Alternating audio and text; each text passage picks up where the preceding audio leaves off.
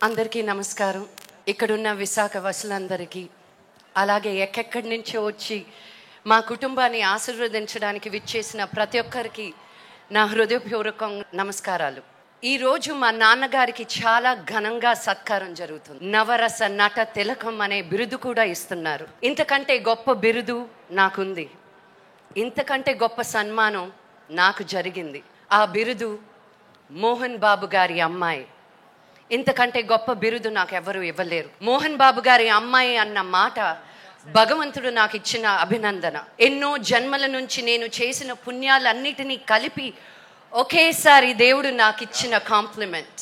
మోహన్ బాబు గారి అమ్మాయి. మా నాన్నగారు కళామ్మ తల్లి ముద్దు బిడ్డ అయితే నేను కళామ్మ తల్లి మనవరాలనని ఫీల్ అవుతూ ఉంటాను. ఇంత గొప్ప జన్మ నాకు ఇవ్వటమే భగవంతుడు నాకు చేసిన సన్మానం.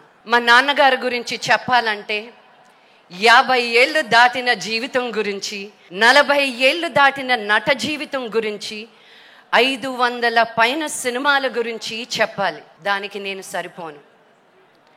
కరెక్ట్గా చెప్పాలంటే నాన్నగారిలోని నటుడు గురించి, నిర్మాత గురించి మీ ప్రేక్షకులకే బాగా తెలుసు, మా పిల్లల కంటే.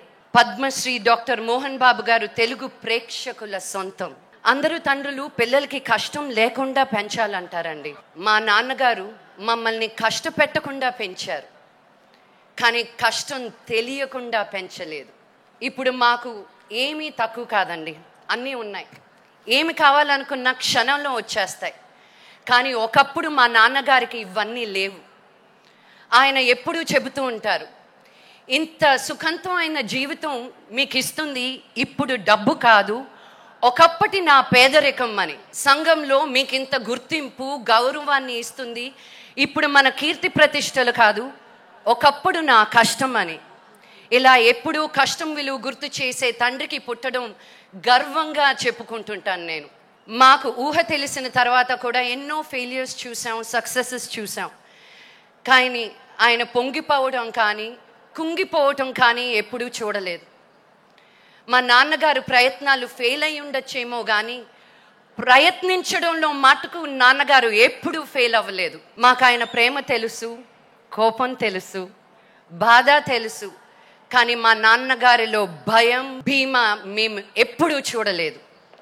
ఎన్నో ఓటములు కలిసి సాధించిన గెలుపే మా నాన్న. కొలిమిలో కాలిన బంగారం మా నాన్న. చాలామందికి చూడడానికి మా నాన్న కఠినంగా కనిపిస్తారు. శిల, శిల్పం రెండు కఠినంగానే ఉంటాయి. మా నాన్న శిల్పం, శిల కాదు. అది దగ్గరగా చూసిన వాళ్ళకే తెలుస్తుంది.